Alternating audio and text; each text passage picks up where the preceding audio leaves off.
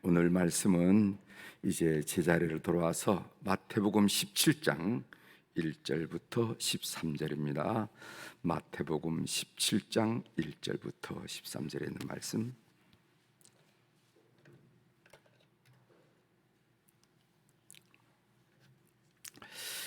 이제 마태복음 17장 1절부터 13절의 말씀 제가 봉독해 드리겠습니다.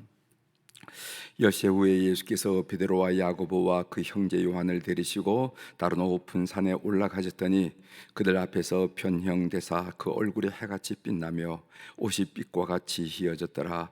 그때 모세와 엘리야가 예수와 더불어 말하는 것이 그들에게 보이거늘 베드로가 예수께 여쭈어 이르되 주여 우리가 여기 있는 것이 좋사오니 만일 주께서 원하시면은 내가 여기 초막 셋을 짓되 하나는 주님을 위하여 하나는 모세를 위하여 하나는 엘리야를 위하여 하리이다. 말할 때 호련히 빛난 구름이 그들을 덮으며 구름 속에서 소리가 나서 이르시되 이는 내 사랑하는 아들이요 내 기뻐한 자니 너희는 그의 말을 들으라 하시는지라. 제자들이 듣고 엎드려 심히 두려워하니 예수께서 나와 그들에게 손을 대시며 이르시되 일어나라 두려워하지 말라 하시니 제자들이 눈을 들고 보매 오직 예수 외에는 아무도 보이지 아니하더라. 그들이 산에서 내려올 때 예수께서 명하여 이르시되 인자가 죽은 자 가운데서 살아나기 전에는 본 것을 아무에게도 이르지 말라 하시니 제자들이 물어 이르되 그러면 어찌하여 서기관들이 엘리야가 먼저 와야 하리까 하나이까. 예수께서 대답하여 이르시되 엘리야가 가연 먼저 와서 모든 일을 회복하리라. 내가 너에게 말하노니 엘리야가 이미 왔으되 사람들이 알지 못하고 임의로 대우하였도다. 인자도 이와 같이 그들에게 고난을 받으리라 하시니 그제서야 제자들이 예수께서 말씀하신 것이 세례 요한인 줄을 깨달으니라. 아멘. 13절까지 함께 봉독했습니다.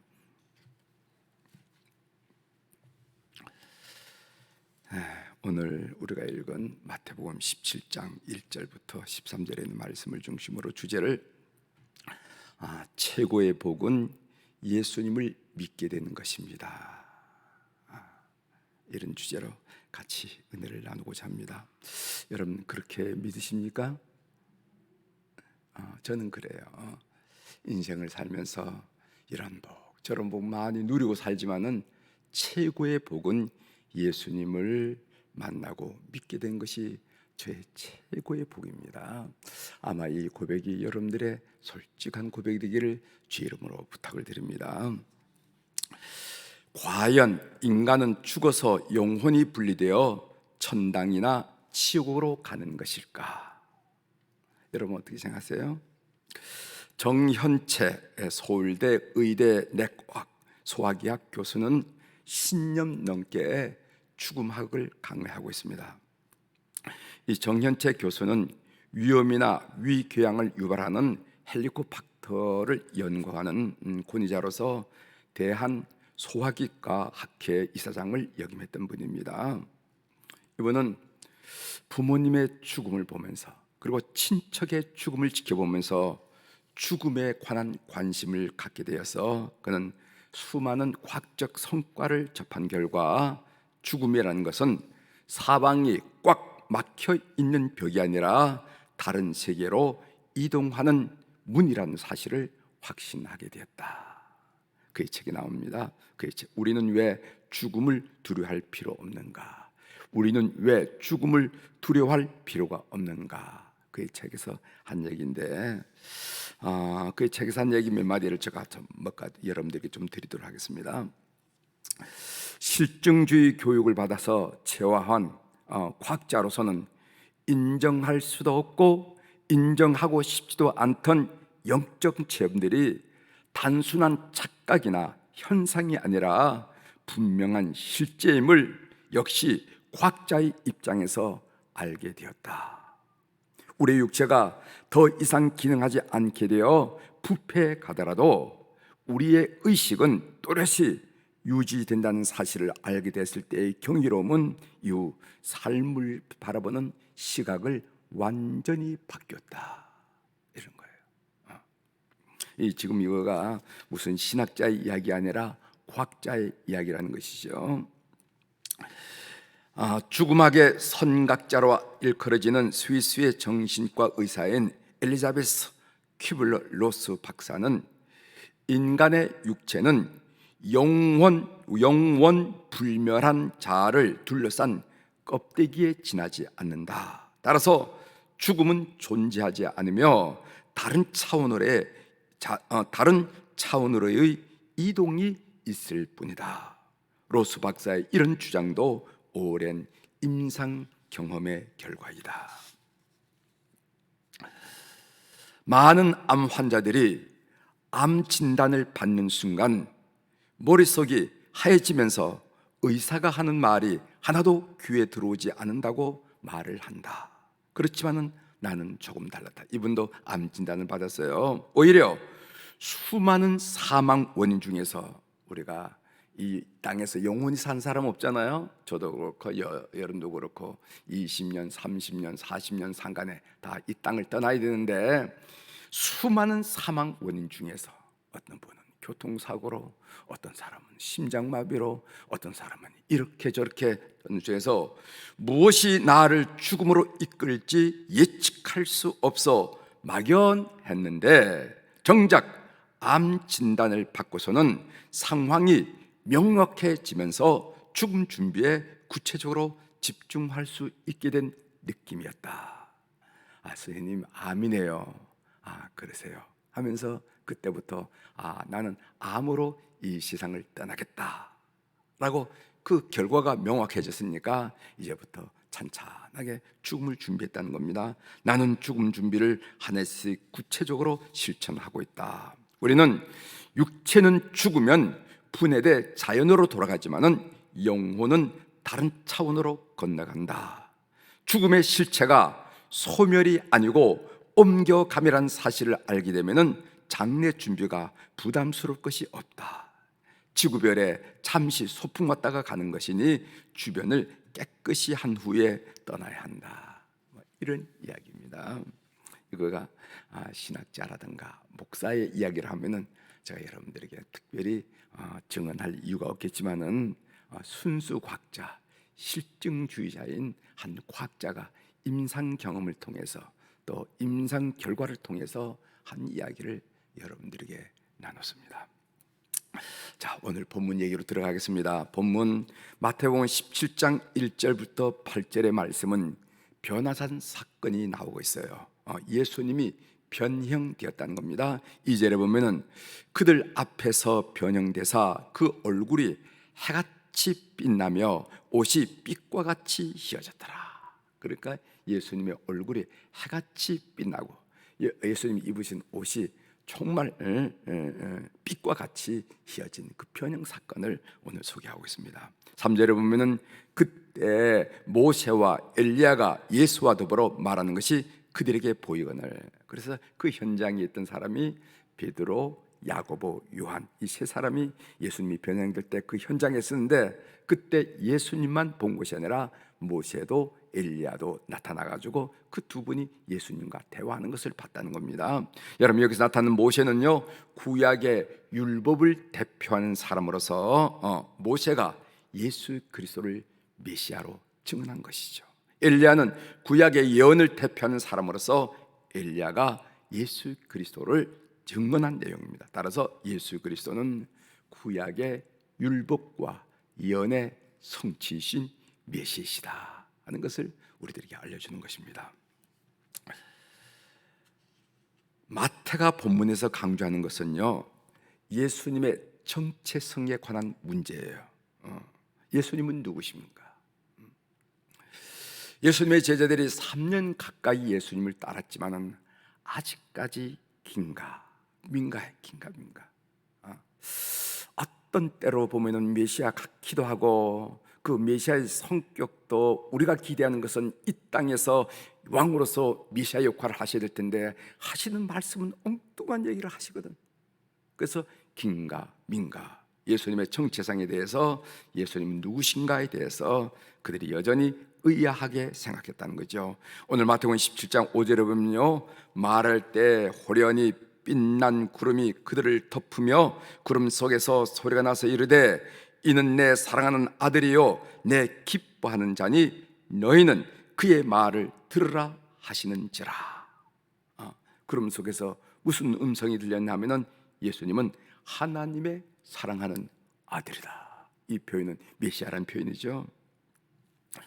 자, 여기가 이 말씀이 나온 것이 마태복음 17장인데 이 마태복음 중간 부분이에요. 마태복음 앞부분에 보면은 예수님이 요단강에서 세를 받으실 때 하늘에서 들려온 음성이 있습니다. 그것이 마태복음 3장 17절인데 제가 읽어드리겠습니다. 하늘로부터 소리가 있어 말씀하시되 이는 내 사랑하는 아들이요 내 기뻐하는 자라 하시는지라. 예수님께서 요단강에서 세를 받을 때 하늘에서 울려나온 음성이 뭐냐면은 이는 내 사랑하는 아들이라는 거예요. 그러니까 예수는 메시아시다 한 이야기죠.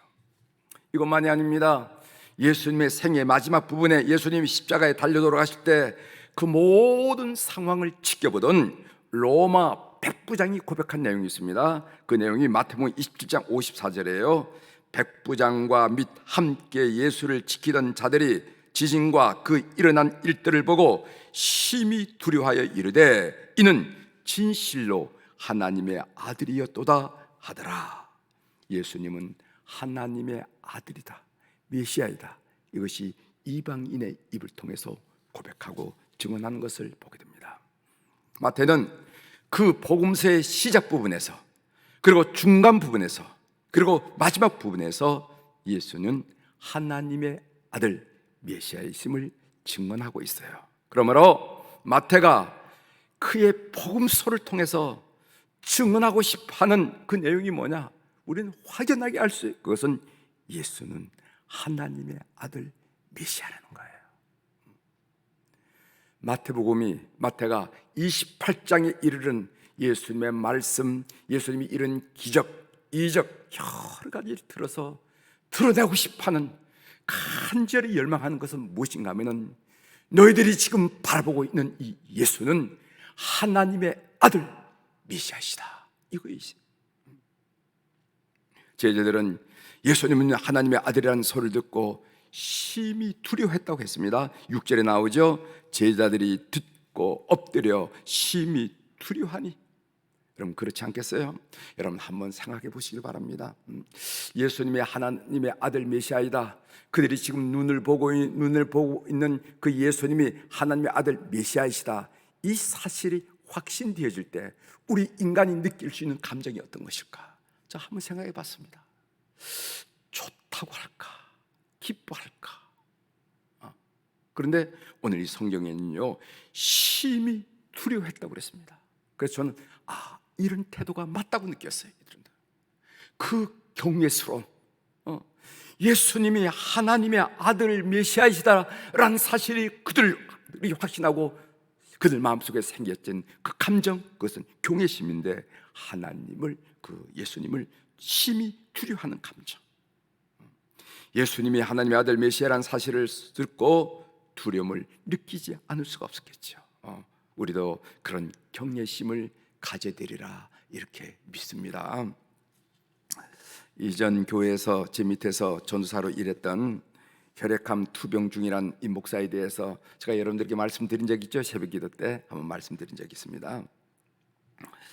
이 친구가 혼수 상태로 중환자실에서 한 달간 입원했는데 간간히 의식이 돌아오면은요 그 순간 가장 중요한 것은 예수 그리스도뿐이에요. 어제 이제 목사님 저 입원하는데 기도해 주세요 이렇게 해서 제가 전화기로 기도해 주는데 그때도 얘기하더라고요. 간간히 의식이 돌아오면요 그 순간 가장 중요한 것이 예수 그리스도라는 거예요. 아들도 딸도 남편도 아내도 친구도 돈도 그 혼수 상태 그에서 아무 의미가 없다. 아무런. 이 정현재 교수도 그런 얘기를 했더라고요. 죽음의 순간 이렇게 해서 거기에 이제 죽음의 현상들이 나타난 내용들이 쭉 나오는데 힘이 빠지고 잠이 많아지고 그런 얘기들이 이제 그 순간을 얘기하면서 그때는 이 땅에서 연을 맺었던 것이 아무 의미가 없으신다. 의미가 없으신다. 돈과 연을 맺었다. 내가 부동산이 얼마고, 내가 표창장이 얼마고, 뭐고. 그때 중요한 것은 정말 예수 기도. 목사님, 예수. 그래서 그가 고백하기를 뭐라고 했냐면은, 살려주시면 예수 전하고 오라고 하시면 예수 품에 안긴다고. 목사님 기도해 주세요. 저는 두려움이 없습니다 하면서 어제 병원에 입원하는 그 어디입니까? 은평구에 있는 그 성모병원 있잖아요. 거기 입원한다고 전화하면서 그랬어요. 오늘 말씀이 저에겐 참 은혜가 되었습니다. 이 세상에 구세주라고 일컬어지는 분이 예수밖에 없는데, 그 예수님을 내가 만나고 그 예수님을 내가 믿고 있어요. 무슨 복이 이토록 많아 예수님을 믿게 되었을까 생각해 보면요, 참 감격스러울 수밖에 없더라고요. 무슨 복이 내가 이렇게 많아서 내가 예수님을 만나고 예수님을 믿게 되었을까. 이 최고의 복은 예수님을 만나는 건데, 여러분도 이 복을 느끼면서 살아가는 은혜가 있기를 주의 이름으로 축원합니다. 기도하시겠습니다. 하나님 아버지, 예수님께서 변형되셨을 때 구름 속에서 들려온 내용은, 이는 내 사랑하는 아들 메시아이시다. 그때 베드로를 비롯한 3명의 제자들은 심히 두려워했다고 그랬습니다. 그렇지 않았겠어요?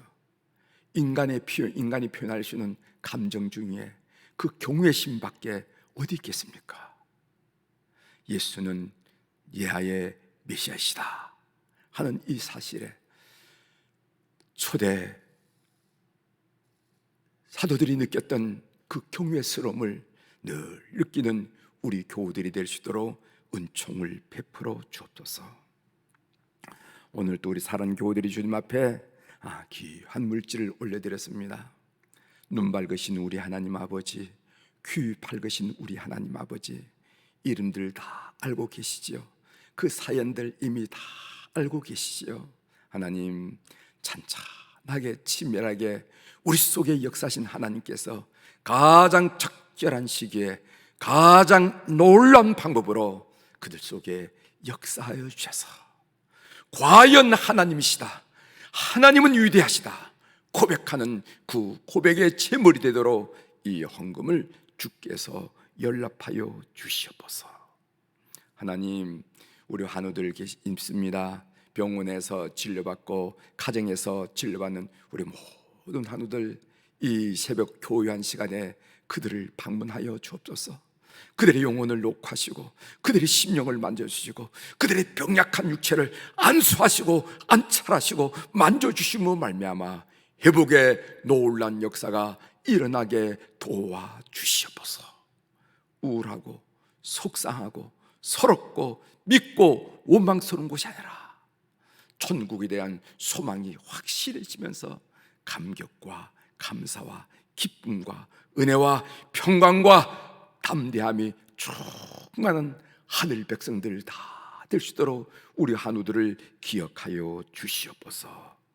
우리 안나 여선교 회원들, 우리 모세 남교선교 회원들을 오늘 다시 한번 축복하며 그들의 얼굴을 그리며 기도하게 하시오니 감사합니다. 하나님, 코로나19 바이러스로 출입하지 말라 했다니까 점점 힘들어지고 고독을 느끼게 됩니다. 주님, 성령님이 그들을 방문하여 주시고 성령님이 그들이 친구가 되어 주셔서 늘 의논하고 기도하고 앞서거니 뒤서거니 영적 교제를 갖는 그런 귀한 시간 될 수 있도록 은총을 베풀어 주옵소서. 오늘 변화산상에서 예수님의 얼굴이 그렇게 변화되듯이 예수님과 친한 우리 성도들의 얼굴도 마음이 변화되는 것을 우리가 경험할 수 있도록 은혜를 베풀어 주옵소서. 하나님, 우리 사랑하는 자녀들을 오늘 또 주님 앞에 올려드립니다. 손자 손녀들을 주님 앞에 올려드립니다. 우리 가정들, 믿음의 가정들 다 되게 도와주셔서 믿음이 계대됨으로 말미암아 놀란 축복도 귀대되는 큰 은혜가 우리 태상급으로 진 자식들을 통하여 대를 이어서 일어날 수 있도록 은총을 베풀어 주옵소서. 그들이 무슨 일을 하든지 하나님의 영광이 되게 도와주시고, 그들이 무슨 일을 하든지 30배, 60배, 100배의 결실을 얻는 큰 축복을 허락하여 주시옵소서. 오늘도 하늘의 주권과 땅의 주권을 가진 우리 주님의 그 권세 있고 능력 있는 이름으로 선포합니다.